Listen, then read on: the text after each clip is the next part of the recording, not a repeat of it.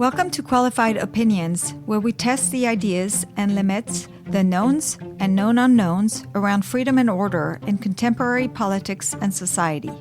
We invite you to listen as we engage with leading and emerging thinkers across disciplines and issues who will sharpen our thinking on the topics shaping our discourse.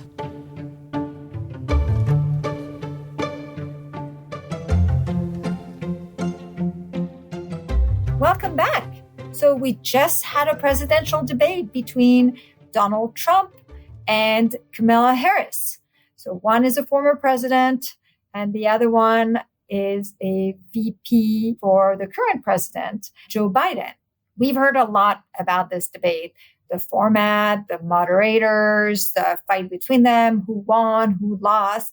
But there hasn't been a lot said about the policy ideas that they talked about during the debate. So I'm delighted to welcome again Dominic Pino and Akash Chougule. Dominic is the Thomas L. Rhodes Fellow at National Review Institute, and Akash is the VP at Americans for Prosperity. So guys, let's talk about policy and this debate. And just, there's been a lot written already about the debate itself and the performance of the candidates. But here we're just going to try to focus to the extent that we can on their program. So I had a feeling that I was really light compared to the past, things that they wanted to do. I was wondering whether you thought the same. Yeah, I mean, that was my initial reaction as well, which is that Vice President Harris understandably has a very difficult time deciding how she feels about the Biden administration's policies. Right off the bat, she was unable to answer a yes or no question about whether or not people are better off today than they were when they came into office. And we know she had a hard time because the obvious answer to that is no, because of the inflation crisis that her policies and President Biden's policies have caused. But then at the same time, President Trump, I think, was just uncomfortable throughout the night. And so he also kind of had a hard time making the case for his own economic policies, including the successes, right? We saw obviously massive gains in wages and mobility and declines in poverty, increases in employment, things like that through 2019. But he wasn't really able to explain why that was the case as far as the tax cuts and reg reforms and things like that, which I think was a shame because you could have seen, at least in some aspects, a real contrast of visions there. Yeah, I think it was a little bit more policy than in the debate against Joe Biden because they didn't spend any time talking about each other's golf records. But I think I agree with what Akash said about how in general it was pretty sparse, and I think it's a reflection of the actual candidates' positions on this stuff. They really don't have very well-formed economic agendas, either of them. Harris's is basically Bidenomics, but a little bit bigger. And that's really just a sort of scattershot arrangement of spending programs and regulations. And so there's really not a whole lot to talk about there. And then on Trump's side, he's got the tax cuts that he did the first time. And so he wants to extend those. But there were no actual questions asked in the debate about spending, about the budget, about the national debt. And so part of it's on the moderators, too, that candidates didn't even have the option to talk about these issues because they never really came up. No, you're right. I mean, they were like literally no talking about the debt, no talking about spending. And what I thought also was really kind of interesting. So today, to prepare for this, I went and reread the transcript. And what was stunning is, though the VP tried to kind of make the case that she had a plan, right? It was very clear. She was saying, I have a plan. But she kept repeating the same four things. Like she kept repeating the tax credit for home ownership that we'll talk about, the small business stuff. That's a new thing. That's also a tax credit. And then there was a child tax credit of $6,000 that we had. And then there was another one. I can't remember what it is right now, but it was like, and I thought it's just the same several places when I was I was searching the transcript. It was just basically, she kept saying, my plan is this. And she was repeating those four same things over and over and over again. And then of course, Trump was literally all over the place. So let's actually start. So tariffs. They had this interesting argument about tariffs when Harris accused Trump of wanting a sales tax. Did you notice this? So let's talk about tariffs.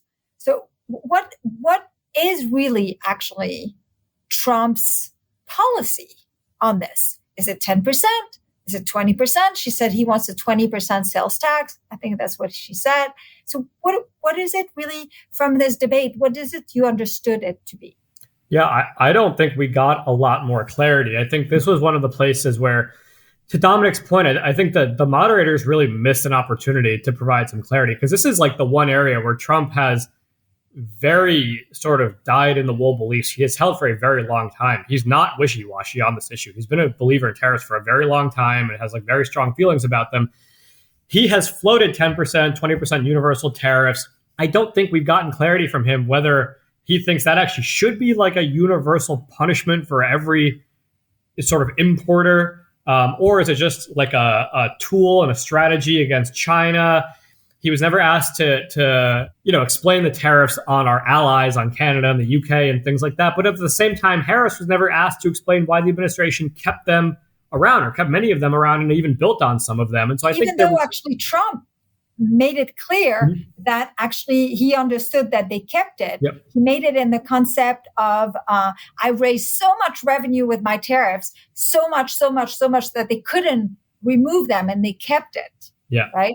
Yeah, that's exactly right. And I think this is another place where it's an issue where Harris has a concrete administrative decision to defend, and Trump has a very concrete policy for which he has advocated literally for decades, and neither of those were expounded upon, which for an audience that isn't super wonky on policy, obviously most Americans, I thought that was a pretty good opportunity to actually get in the heads of the candidates in a way that Americans could actually understand and appreciate. I don't think the moderators did that, which is unfortunate. It was funny, too, because Harris pointed out as part of her attack on Trump's tariff policy that there was still a big trade deficit during the Trump administration, which is true, but it also proves that she also doesn't understand the economics of trade, gains from trade, and the idea that the trade deficit is just not that important a thing for policy to try to target.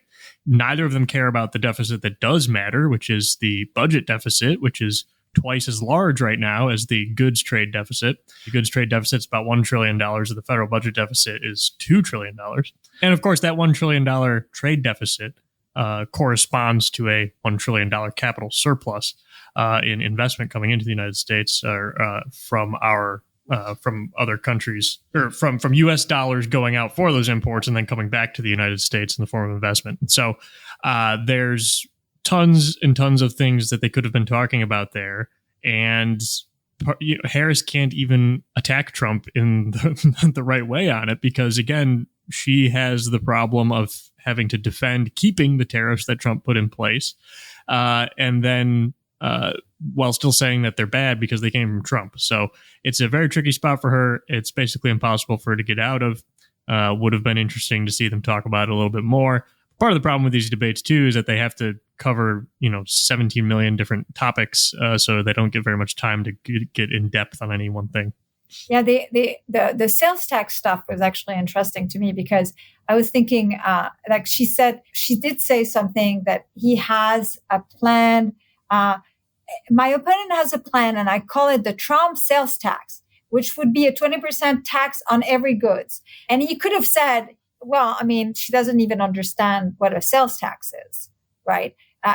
Because, right, a tariff is different. And it's like, well, though, in the way, but even in the way he wants to apply it. But it was just like, he said, I don't want a sales tax. That's all he said. He said, I don't want a sales tax. And so do we think, so what's your sense politically? I know I said I wanted to focus on the policy, but do you actually think that there is for instance, if Trump's elected, can he do a 10% across the board tariff or 20%? I don't think he could pass one through Congress, but I definitely think he could try to do one through the administrative state. Courts have basically given the executive branch complete authority to do trade policy sort of on their own. The previous tariffs were challenged in lawsuits in various ways, and courts basically said, yeah, actually, they do have the power to do that. If that would still be true on a truly universal tariff, I'm not sure, but we don't have any real recent evidence to suggest that the courts have any interest in sort of curtailing executive authority on trade. So it's really hard to say. Yeah, no, I mean, I don't know either.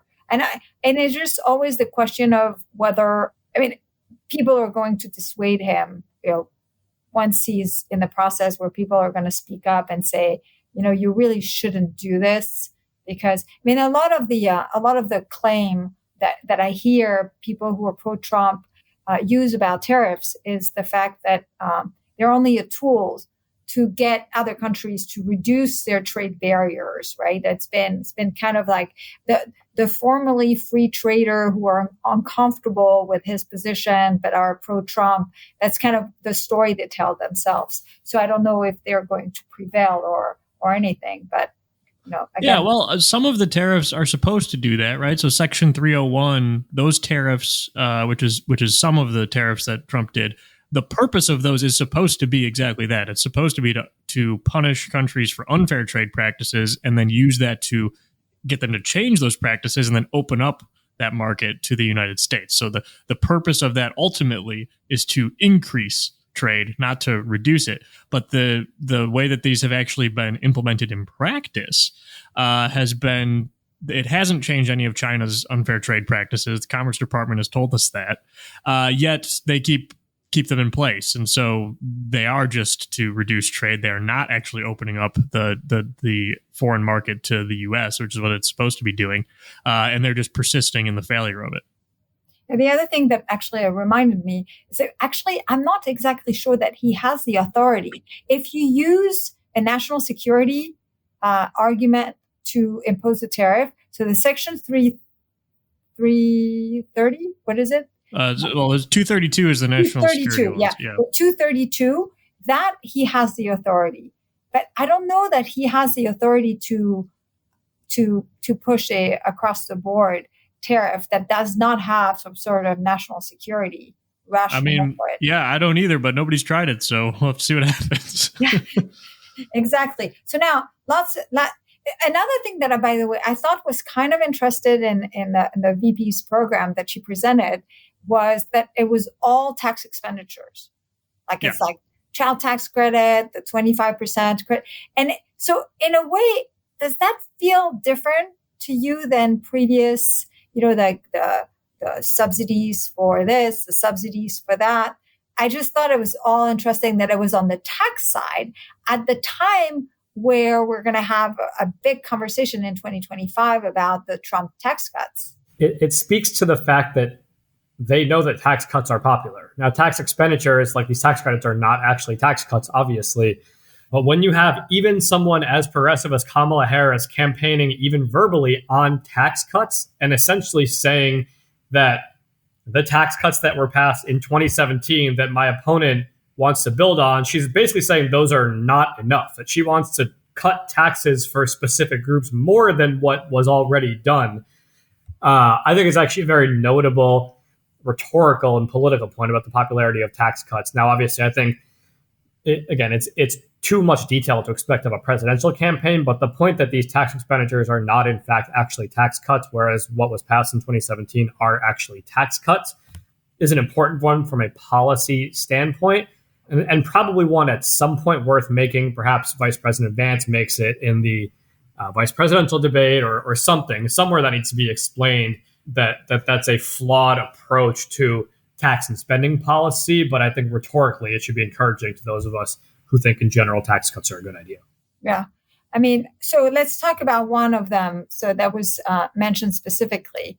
And also there was I just don't want to just dump on Harris, but she seems to have been the one who was kind of floating more concrete.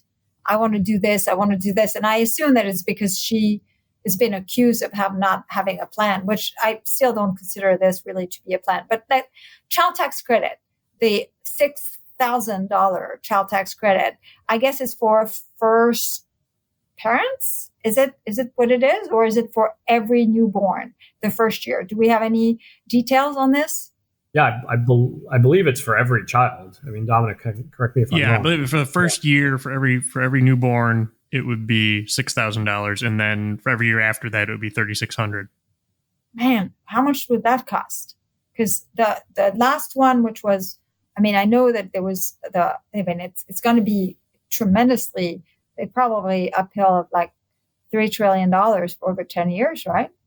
Yeah, I think the important point here, Vero, isn't the cost is obviously very expensive, but I think the larger point is that I don't think it's correct that people are making decisions on the margins about whether or not to have kids based on a couple $1,000s of a federal tax credit here and there. I think even from a progressive standpoint, right? Progressives argue for all kinds of federal interventions that even as a conservative, I could argue that, okay, this is at least justifiable and explainable, that this might actually make a difference in someone's decision making, whether it's childcare expenses or it's leave policies or what have you.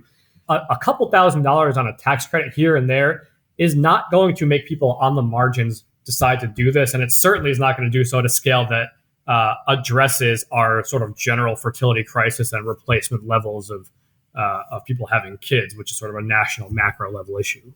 Yeah. Yeah, that's actually also why I sort of think, in a perfect world, I would love to get rid of all tax deductions and tax credits. I just think we should, maybe keep a nice big standard deduction and then get rid of everything else, just so that we don't have a tax code that's doing this kind of thing. But precisely because the child tax credit, I agree with Akash, doesn't really affect behavior. That's one of the reasons that's one of the less bad ones in terms of the economic impact of it. It really sort of is just a tax cut because it is very broadly taken by lots and lots of people. But it would be better if we just took that money and put it into a tax cut, an actual tax cut, actual reduction of the rate. That would be a much better use of that same amount of money. I mean, it's worth pointing out, right, that the rationale on the right and on the left is different from the child tax credit. I mean, it again, I'm just taking it on what she says in the debate, and what she said on the campaign trail. In this case, she said it's a tax cut for those families, of $6,000, which is the largest child tax credit that we've given in a long time, so that those young families can afford to buy a crib, a car, buy a car seat, buy clothes for their children, right? But the right is the one making the argument that child tax credits may encourage fertility, which obviously it doesn't, right? It's just a reward to parents, I guess. It's like you've done something. Well, and the other argument for it, too, is that it tries to correct some of the bias in the tax code against younger people and in favor of older people, right? Because we have massive redistribution through Social Security and Medicare from the young to the old. And so this is sort of a way to sort of turn some of that back in the other direction. Again, I think the way to actually solve that problem is actually just cut taxes across the board and then also reform those programs so that we don't have massive redistribution from the young to the old. Yeah. Two wrongs don't make a right. Okay. So unions is another thing that came up. And I thought of you, Dominic, when I was reading this, because she said, I am so proud to have the endorsement of the United Auto Workers and Sean Fain, who also know that part of building a clean energy economy includes investing in American-made product, American automobiles. And I thought about you immediately when I read this morning, because I thought, I think I saw a tweet recently or read a blog post by you about that guy, the Sean Fain. And I mean, can you tell us why? I thought it was so funny. Yeah, so there's a whole lot wrong with this, and this is again something if moderators actually cared about getting information out, they would have pressed her on. So, first issue, the great huge contract win after the big successful strike last year for the United Auto Workers has resulted in thousands and thousands of auto worker layoffs. There have been, since that agreement was signed, there have been thousands of auto worker layoffs at all three of the big three automakers in the United States. So the idea that this was some huge win for workers, not for the workers who lost their jobs anyway, it wasn't. So that's the first thing. The second thing is that Sean Fain himself personally is under investigation right now for financial misconduct and workplace retaliation. The United Auto Workers, as a result of a years-long investigation from federal authorities, operates under a consent decree from the court system that has an independent monitor appointed to watch over all of the UAW's internal business to make sure that they are not committing crimes, because the federal government does not trust the UAW to operate on its own without committing crimes. They don't trust them. So they have an independent monitor in order to do this. If a corporation had a court-appointed monitor to make sure it wasn't committing crimes, we would hear about this all the time. Every time it comes up, we would hear about the criminal behavior of the CEO or the executive vice presidents of a corporation. But when it's a labor union, no one talks about it. And so the previous two UAW presidents before Shawn Fain were both sentenced to prison for fraud and corruption. Shawn Fain is currently under investigation. We don't know what's going to happen. He's innocent until proven guilty, obviously. But this is a corrupt organization that has not protected the interests of auto workers. And yet Kamala Harris is proud to go on a debate stage in front of a national television audience and claim the endorsement of this individual and his union. I just think that's something that, again, if moderators are actually interested in the facts and the truth, they might have pressed her on a little bit. Yeah, I think in general, the alliance between union leadership and the Democratic Party is one of the most reprehensible special interest political partnerships that we have in this country. And I think it's for the reason Dominic said, this is not a problem unique to the UAW. I mean, people know the history of labor unions in this country. People think of the history of labor law, and you think of the National Labor Relations Act, which was passed in 1947. That is not actually the most recent piece of major labor legislation enacted in this country. In 1959, Congress passed a law called the Labor Management Reporting and Disclosure Act, the LMRDA. That law does nothing to union elections, collective bargaining, things like that. All it does is create transparency for union members to see how union leaders are spending their dues because of the history of decades and decades of corruption of union leaders. Now, that was passed in 1959. And since then, we've had the 80s with the Teamsters. We've had the UAW. And this UAW scandal that Dominic's talking about is so much larger than just Shawn Fain. More than a dozen executives have been indicted in the scandal going back for the last several years. I mean, the kind of things they were spending union dues on, golf trips and parties with, models that were handing out cigars. I mean, it's like absolutely outrageous. It's out of a movie. And yet, again, you have this sort of implicit understanding as though the endorsement of the UAW speaks on behalf of tens of thousands or even more hardworking, middle class, hard hat, sort of blue collar workers in the Rust Belt. When we know that's not the case, not only because there is just a factual mismatch between union leaders and union workers and their ideology, their political interests, but also because the UAW has been hemorrhaging members throughout all of this. So I think these are all things that are worth pointing out. At the very least, the moderators could have asked about the scandal. And is that something that Vice President Harris is proud of? Does she have any plans to prevent those kind of things?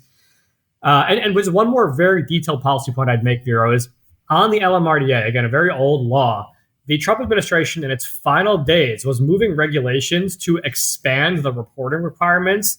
So, for example, there is one called the T1. It's a very simple requirement. The Bush administration tried it. Obama repealed it. Trump was about to put it back in place.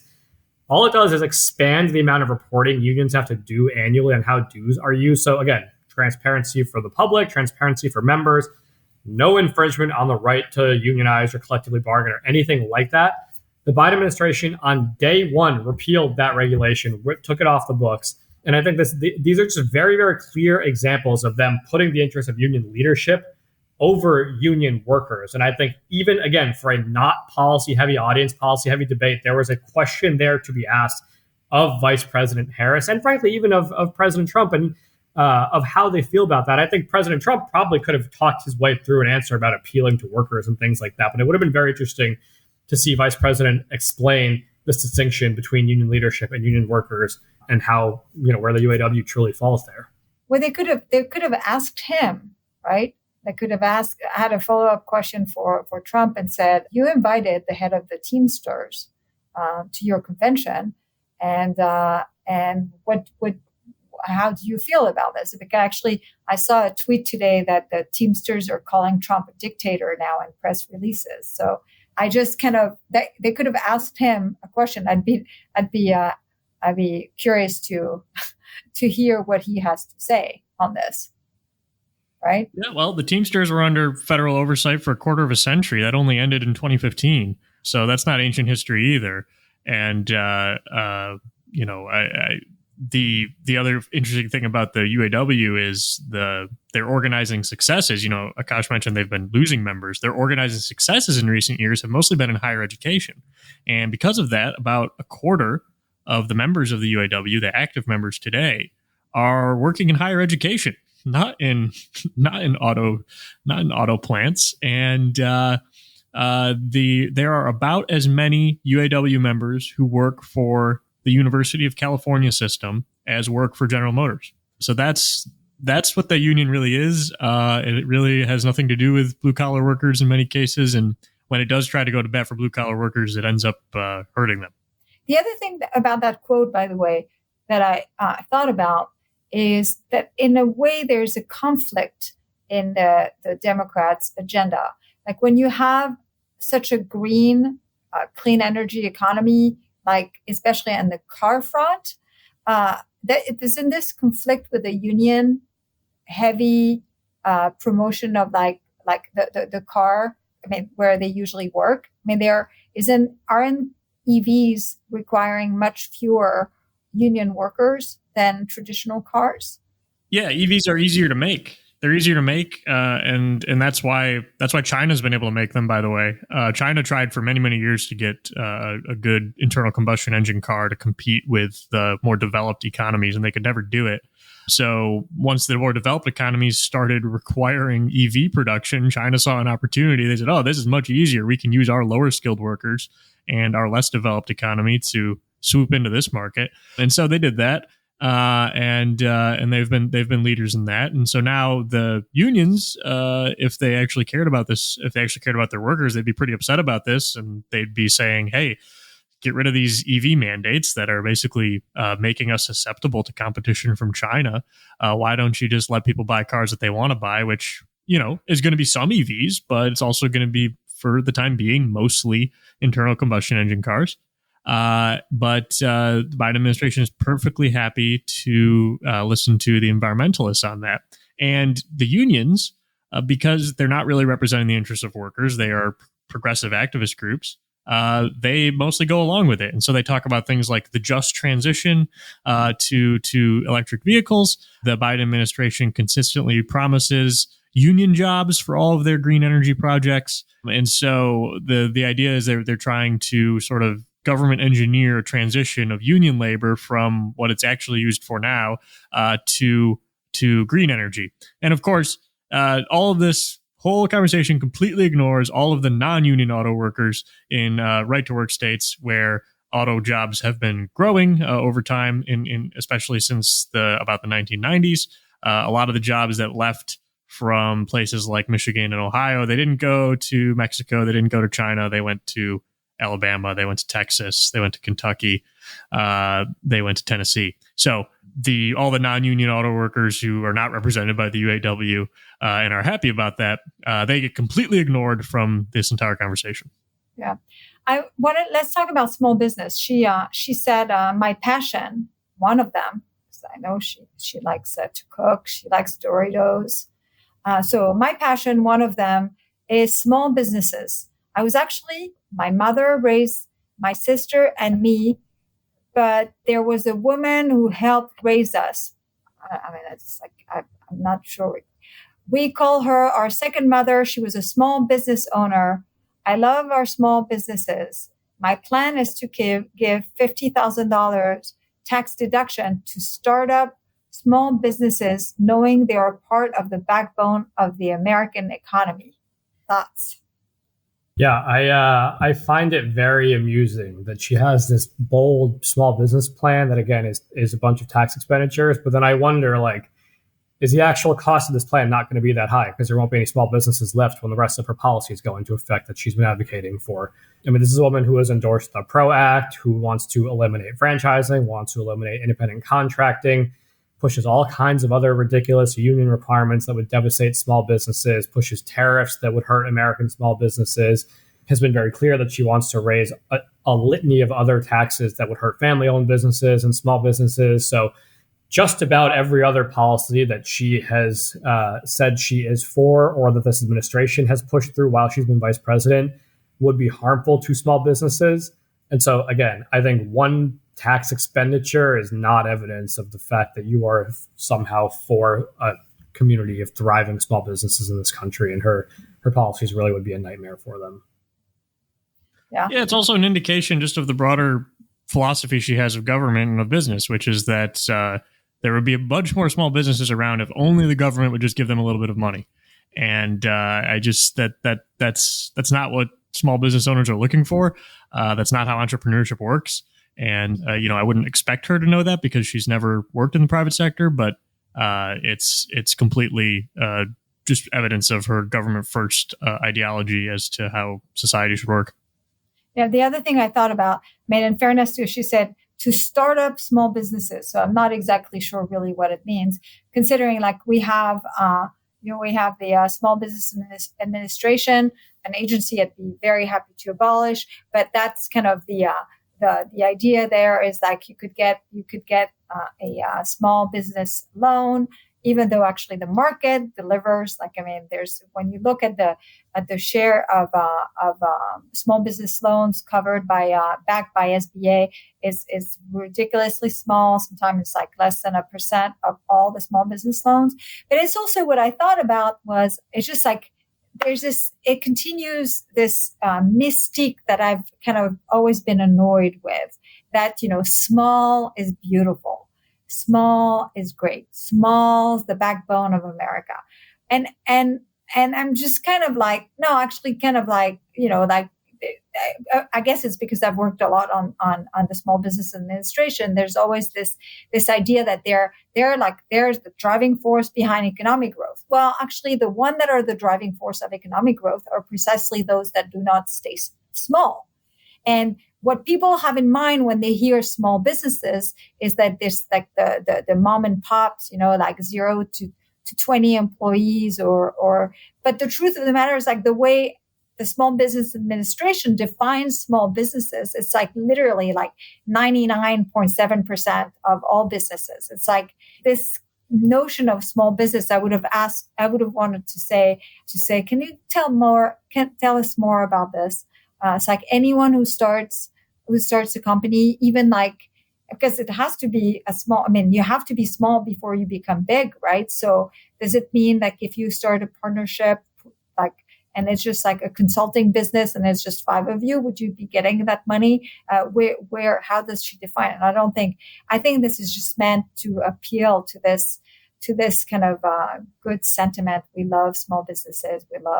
But has Trump ever said anything? Do they talk about small businesses? I think they don't talk about businesses. They talk about workers, right? On the Trump side, right?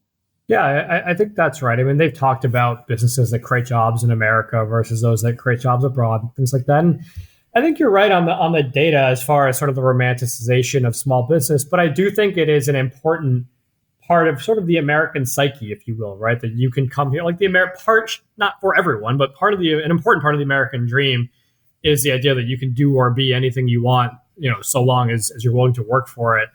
And that often is, sort of the entrepreneurial spirit and starting a business, taking a chance, starting a tech company in your garage or taking out a loan on your home or something like that.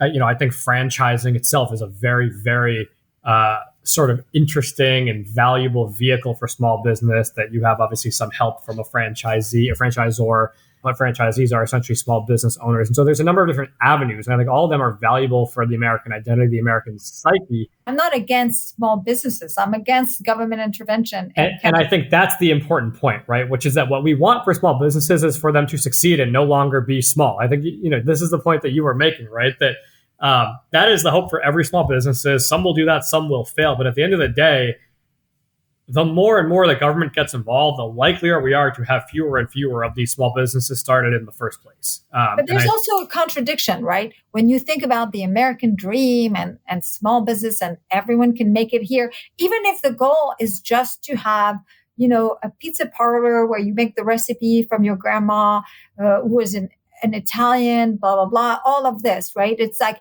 this notion.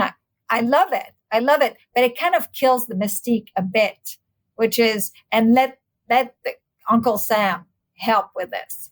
Yeah, right. Totally. And agree. I think it goes to what Dominic was saying about this notion that government should be stepping in and helping just because we like small businesses. And that has been the government's attitude towards big business, right? We've seen bailouts. We've seen all these different tax incentives that are all targeted towards big businesses, and the politicians get mad at them for not paying taxes. But whatever, there are tons and tons of government benefits for big businesses. And so another way to look at this is that Harris is trying to basically extend that corporate welfare state to small businesses too.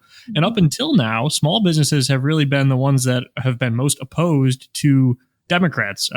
They were the ones who sued Democrats over Obamacare. They were the ones who objected to the employer mandate from that. And so another way to look at this is since then, big businesses have sort of come more to the Democrats' side politically. And so this might be a way that Harris is trying to win over small businesses to her side as well, basically just bribing them with tax money. So that there's a political angle there too, I think, that is probably could have been explored a little bit more. And actually talking about Obamacare, they had an exchange about Obamacare, or at least Trump. Do you remember that exchange about Obamacare? Did you have any thought about this? Yeah, I mean, again, this is one of those areas where Trump is sort of like 30% of the way there. He sort of can see intrinsically that Obamacare has been a failure. Costs are up. People were sort of unhappy with that whole era of our politics. And so he has like tried to tap into that, says he has plans to do something about it, but then understands that disrupting people's health insurance is very, very politically fraught. But what he couldn't do was, one, hit Kamala Harris on the line that she said in her presidential campaign, which is that she wants to eliminate all private health insurance, which is just an absolutely insane, ridiculous position to hold. He didn't say it. He didn't call her on it. Didn't say if she still believes it. Didn't call her on flip-flopping. Nor, obviously, on the substantive side, did either candidate point out the fact that our real issue in healthcare isn't just putting an insurance card in everyone's pocket. It's actually lowering the cost of healthcare and improving the quality. And the way that you do that is reducing, just like in every other industry, reducing barriers to competition, market access, increasing choice. AFP, for example, has the personal option, which is a suite of policies that would do this, that have very little to do with insurance, but have everything to do with the supply side of healthcare, which we just do not have nearly enough of in this country. I think that's a broader policy point that I think, again, even someone who's not an expert can make that point, which is that government regulations and restrictions at every level of government have done too much to inhibit your ability to access the healthcare that you want and need at a price that you can afford. And that we just need to get away from this conversation about calling an insurance card success for every American. Yeah, and Trump's answer there was truly atrocious. He said he has contents of a plan for healthcare, and that we'll hear about it soon. And my National Review colleague Mark Wright wrote a great post, just throwing his hands up in the air and saying, "You've been doing politics like Trump. You've been doing politics now for 8 years. How do you still not have any ability to communicate what a healthcare plan is?" It's Democrats have a very, very clear agenda for healthcare. It is to expand Obamacare. It's to expand Medicaid. It is to get the government more and more involved in what can get covered and how it gets covered and in paying for it. Okay. They have plans. They do it at the state level. They do it at the federal level. It is a well-oiled machine. And Republicans, it's not that they don't have ideas. It's not that there aren't people that you can talk to. You could talk to people at AFP. They have ideas. We know people. You could talk to Chris Pope at Manhattan Institute. Go talk to Michael Cannon at Cato. Go talk to Theo Merkel at Paragon Health. Chuck Blauhaus at Mercatus. Chuck Blauhaus at Mercatus. There are ideas all over the place for conservative reforms to healthcare. And Donald Trump, as the de facto leader of the Republican Party for 8 years now, still has no ability to communicate on this issue. And it just gives the entire thing over to Democrats. And I think that's a bad thing for the country, because I think Democrats' position on this is not helpful. But as a political issue for Democrats, this is a huge winner for them, because Trump has been completely unable to actually talk about in any compelling way what Republicans would do instead. And like I said, the ideas are out there. They're sitting on the shelf. He just needs to actually have some discipline and go do that, but he's incapable of it. So I should have actually read this quote before I asked you, but this is what he said. He said, what we will do is we're looking at different plans. If we can come up with a plan that's going to cost our population less money and be better healthcare than Obamacare, then I would absolutely do it. But until then, I'd run it as good as it can be run. And so that's what he said. And I thought, wow, it's been a long time that we've had a debate where actually no one ever evokes the fact that the government shouldn't be so involved, that actually so many of the problems is precisely the fact that the government is so involved in healthcare, that there's so many distortions through on the regulatory front of how healthcare is delivered and really constraining the supply, on the tax side, on the with Medicare and Medicaid and all of this through the fact that so little of the healthcare expenses are paid out of pocket anymore. It's like it is really like it's a third party payer system. Some of it is done by by insurance companies. Some is done by the government. It's an utter mess. But it was very clear in this exchange that there wasn't even a philosophy that it could be differently, that it couldn't exist. It could be a world without as much government involvement. That's kind of what I'm not a healthcare expert, but what I thought when I heard him respond, I was just like, he has no conception. Well, and that's a big project to do that because government is already so entangled. But there's also a lot of low hanging fruit in this area. Like I know Akash, I'd love to hear you talk about because I know AFP has talked about it, is site neutral payments if you could talk about that. Yeah, please. Yeah. Absolutely. And again, I won't claim to be a healthcare expert either, but these are some of the things that kind of even the playing field as far as what you talked about, the payment model and things like that. I think one of the problems, just to get back to your broader point, is that people sort of see the government as a fallback, which again, to Dominic's point, that's a much larger sort of just national psyche thing. But that there's a lot of blame to go around, right? Insurance companies and hospitals and hospital associations, but all of it sort of channels back to government as the source of the problem. It's being channeled through these other entities.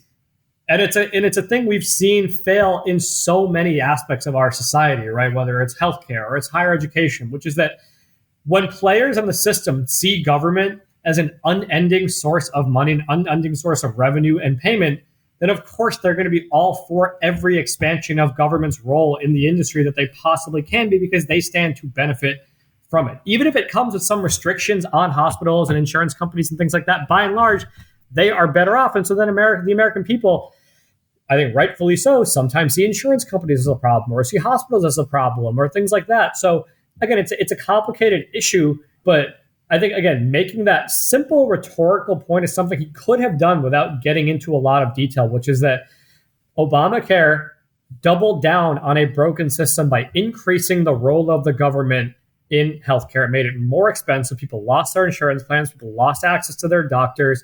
And even though some people gained insurance cards, we did not on net improve the healthcare system in this country. I will find a way to do that won't make the government more, bigger and more intrusive in your life. I think would have been a reasonable answer for someone who doesn't know healthcare detail, but he kind of swung and missed at it, which is unfortunate. Yeah. So I guess the last one, I guess we could talk, we should talk about immigration, but let's do housing subsidies, right? So VP Harris, so she said, we know that we have a shortage of homes and housing, and the cost of housing is too expensive for far too many people. I have a plan. That's something that she said a lot. I have a plan that is about allowing people to be able to pursue what has been fleeting in terms of the American dream by offering help with down payment of $25,000, down payment assistance for first-time home buyers. So it's kind of more of the same of subsidizing demand, right? Yeah, I mean, this is, again, same concept, right? Let's dump money at a problem. What it's going to do is just make that problem even more expensive without doing anything to increase supply or improve quality. Like I said, healthcare, higher education, two very obvious examples where we've seen this fail. Again, the very simple rhetorical point before you even get to that concept of throwing money at a problem is that everything has gotten more expensive since Kamala Harris became vice president. We are in the middle of an inflationary, regardless of what the inflation rate is today. People don't look at inflation and price increases as a snapshot in time. They look at them as a extended period of time, and prices are up almost 20% since Kamala Harris became vice president. Housing is one of the things that is more expensive, like everything else. It's a very simple point that Trump could have made. And again, as someone who has built things like hotels, he should have hopefully been able to make this rhetorical point that the government throwing money at something to try to build more of it is only going to increase costs further. I think that's, again, a very simple but important concept. The Republican platform has the same sort of subsidizing demand. They have tax credits stuff. Like they talk about making things more affordable on the housing front. They talk about permitting reform, but they also talk about tax credits and stuff. It gets to raw materials. It gets to labor costs. You mentioned immigration, right? I mean, that plays a role as far as like who even is there to build these homes. Tariffs, absolutely. It's all of it. Yep, we have a government that is hell-bent on keeping Canadian lumber out of this country. So, I mean, that's not going to be great for building houses. Trump has made some good comments on deregulation and housing in the past. So he is capable of doing that. And in his administration, was pretty good on deregulation. But yeah, no, he missed an opportunity here again. He could have really made that point. But like you said, Vero, I have the Republican platform up on my computer right now. What it says is they want to promote home ownership through tax incentives and support for first-time buyers. That is in a list of other things too, like cutting regulations, like opening up federal land for home construction and things like that are probably better. But they do have the same ideas: tax incentives, subsidies. So he can't go out and say that Harris is wrong on that because he wants the same thing. The other thing is when they talk about these tax credits, they make it sound as if we don't have stuff like this already. Yeah. And we have a ton of things. So I went and I asked ChatGPT and I went actually and checked afterward. And there are many, many, many tax expenditures. So the mortgage interest deduction obviously is the biggest one. There's a property tax deduction, the efficiency, energy efficient home improvement tax credit. There are all sorts of tax credits at the federal and state level already. Mm-hmm. We like homeowners are or at least their debt when it comes to the mortgage interest deduction is highly subsidized already. Highly subsidized. And for low income people, we have an entire department of the federal government for housing affordability. So and we have the FAA loan programs and we have there's this is another place where we have seen experiments fail at the state level. California is the living example of all of these ideas taken to their extreme, and it's like they're actively chasing middle class people out of California for these same reasons. Yeah, and it's really frustrating because that's really kind of seems to be the only thing our current politicians are capable of doing is like, we're going to create more tax credits and tax breaks for homeowners. And it's just like, it really frustrates me. And I'm kind of like, I hesitate to talk about immigration because it was such a dumpster fire. It was just like, it was so bad that, and yet it's so important for so many reasons because, some immigration can go a long way for some economic growth. I mean, it's not all of it, but it's important for labor shortages on, building semiconductors. And all nurses but that's not where the conversation went. We didn't even talk about, like, I really am very pro-immigration, high skill, low skill, all of this. But we don't even have to kind of there was no such conversation. There was not even a conversation about reforms. This is another place where, again, the conversation starts and ends for most Americans right now with the border. I think rightfully so to some extent. And Trump was unable to land a punch, figuratively speaking, on the chaos at the border and how it is making Americans susceptible to fentanyl and crime and all these other things, but that we need an immigration system that works. And these are actually points, Vera, that he has made in the past somewhat constructively, right? He wanted a big, beautiful wall with a big, beautiful door in it and all these things. And, and so I think, again, there's no detail there, but he's sort of even hinted properly at themes that could be politically popular with the American people. But he both failed to prosecute the case against Vice President Harris for her failures on this issue, or even hint at a vision that could be popular for his own agenda. Yeah, and supporters of legal immigration should understand that completely unchecked illegal immigration weakens the argument for legal immigration, because people become, I think justifiably, suspect of the entire concept if you have a government that's just completely unwilling to actually enforce the laws that we have. And so, for Trump to make the case against illegal immigration sometimes makes people who support immigration uncomfortable. And obviously Trump gives them plenty of reason to be uncomfortable as well for other things that he's said. But the point of having an orderly and legal immigration system, but also one, I'm sorry to interrupt, but also one that meets our needs. Because arguably our legal immigration system is not meeting our needs right now because it's too restrictive.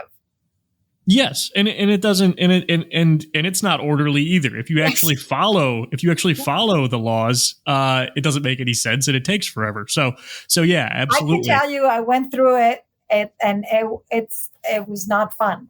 Yeah.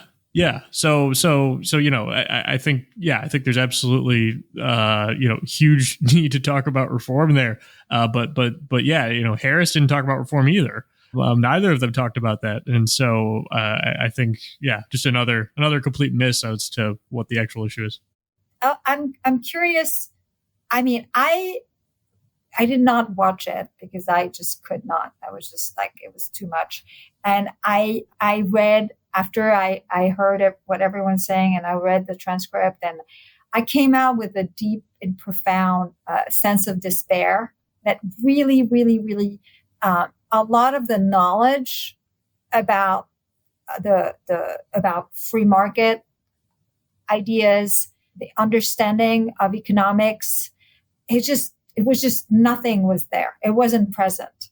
Like, I mean, it was not represented on this stage.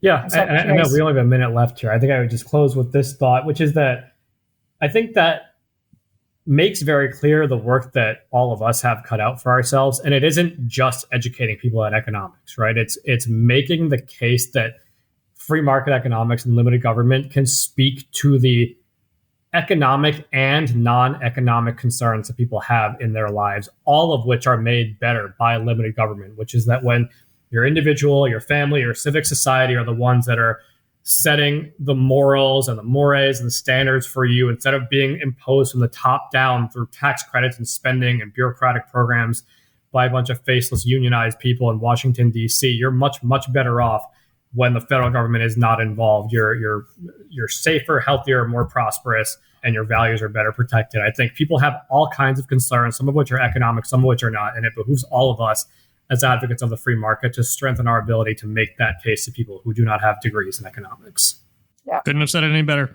So we're going to leave it there. Thank you again for doing this, and I'm looking forward to talking to you again.